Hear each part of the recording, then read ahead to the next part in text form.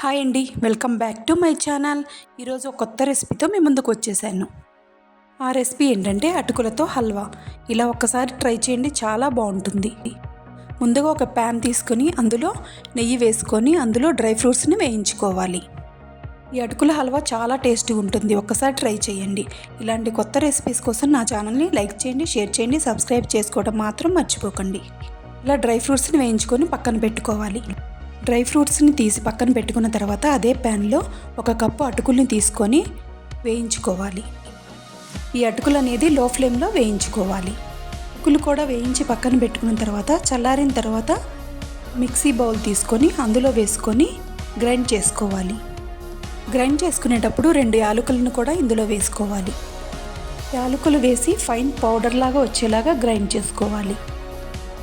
ఇప్పుడు ఒకేలా కాకుండా ఇలా కొత్తగా ట్రై చేయండి, చాలా టేస్ట్గా ఉంటుంది. మనం ఏ కప్పుతో అటుకులు తీసుకున్నామో అదే కప్పుతో 1/3 కప్పు పంచదార తీసుకోవాలి. కొంచెం వాటర్ వేసుకోవాలి. ఈ అటుకుల హల్వాకి పాకమేమీ రానవసరం లేదు, షుగరు కరిగితే సరిపోతుంది. ఇలా షుగర్ కరిగిన తర్వాత కొంచెం ఫుడ్ కలర్ వేసుకోవాలి.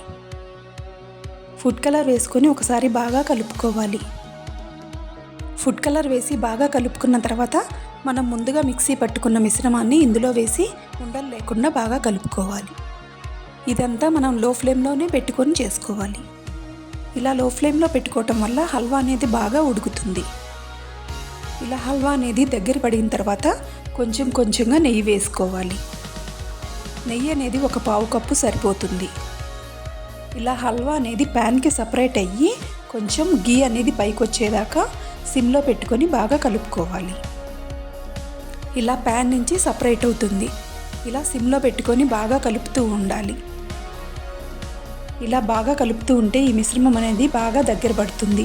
మనం ముందుగా వేయించి పెట్టుకున్న డ్రై ఫ్రూట్స్ని కూడా దీని మీద చల్లుకోవాలి. అంతేనండి, ఎంతో టేస్టీ అయిన అటుకుల హల్వా రెడీ. ఇది ఒక సర్వింగ్ బౌల్లో తీసుకొని పైన డ్రై ఫ్రూట్స్తో గార్నిష్ చేసుకోవచ్చు.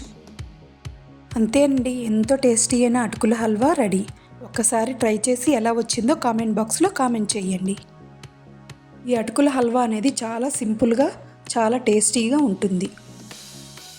ఇలాంటి మరెన్నో రెసిపీస్ కోసం నా ఛానల్ని లైక్ చేయండి, షేర్ చేయండి, సబ్స్క్రైబ్ చేసుకోవడం మాత్రం మర్చిపోవద్దు. Thank you for watching.